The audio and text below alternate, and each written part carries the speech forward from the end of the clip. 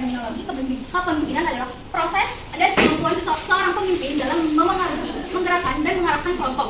Nah, menurut Hartono, pemimpin adalah anggota kelompok yang paling berpengaruh dalam aktivitas kelompok dan memainkan peran penting dalam merumuskan atau mencapai tujuan kelompok.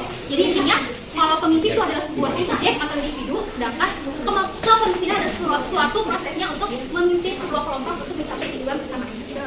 Semuanya di sini kelompok 4 kami mengambil macam-macam gaya kepemimpinan. Di sini gaya kepemimpinan adalah cara seorang pemimpin dalam mengelola timnya untuk mencapai organisasi yang mencakup perilaku, nilai, dan metode yang digunakan untuk menggerakkan anggota tim menuju pencapaian yang diinginkan. Di sini ada beberapa jenisnya. Yang pertama ada kepemimpinan transaksional, hubungan pemimpin bawahan berbasis imbalan dan dukungan.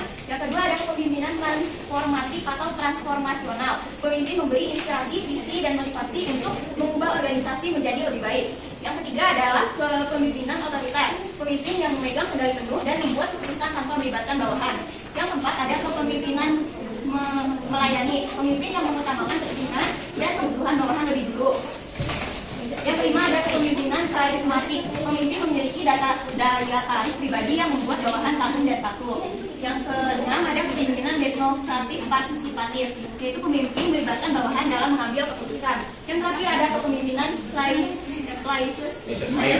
laissez-faire, itu kepemimpinan memberi kebebasan penuh kepada bawahan untuk bekerja dan mengambil keputusan. Terima kasih dari kelompok 4. Baik, kami dari kelompok 5 mengambil materi model kepemimpinan berbasis kekuasaan. Yang pertama ada model kepemimpinan. Yang pertama ada kepemimpinan material yang fokus kepada seorang pemimpin melaksanakan tugas pokok dan fungsinya.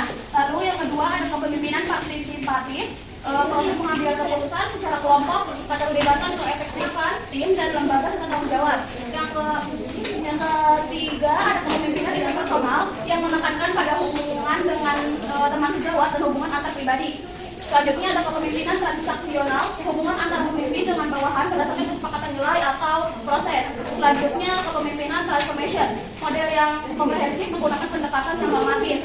Selanjutnya kepemimpinan moral yang berfokus pada nilai kepercayaan dan etika. Selanjutnya kepemimpinan pembelajaran, fokus pada kegiatan bagaimana meningkatkan proses dan hasil pembelajaran. Selanjutnya kepemimpinan modern yang mengizinkan menggunakan kepemimpinan demokratis. Selanjutnya kepemimpinan kontingensi yang berfokus pada situasi dan mengevaluasi bagaimana menyesuaikan perilaku dengan lingkungan. Selanjutnya teman-teman kami dari kelompok 3 akan menjelaskan teori kepemimpinan. Jadi yang pertama, di sini sebelumnya ada 11 teori. Yang pertama ada teori kepemimpinan genetis yang mengasumsikan bahwa tidak setiap orang dapat menjadi pemimpin. Hanya beberapa orang yang memiliki pembawahan kepemimpinan sejak lahir.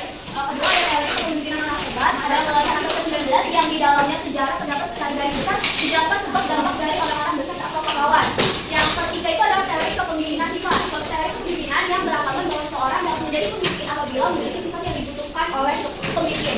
Nah, yang keempat itu ada teori kepemimpinan perilaku, merupakan teori yang beranggapan bahwa keberhasilan seorang pemimpin bergantung pada perilakunya dalam melaksanakan fungsi-fungsi kepemimpinan.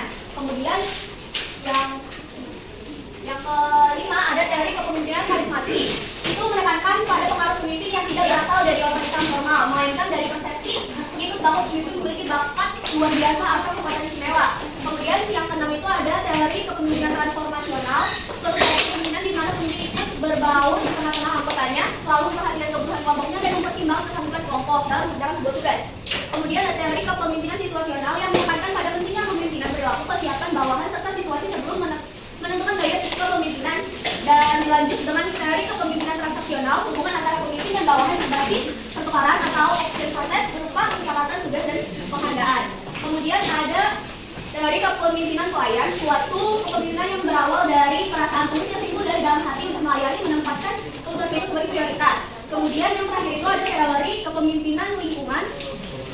Bukan yang terakhir. Jadi teori kepemimpinan lingkungan itu suatu teori kepemimpinan yang berasumsi bahwa munculnya pemimpin-pemimpin itu merupakan hasil dari waktu, tempat, dan keadaan atau situasi dan kondisi.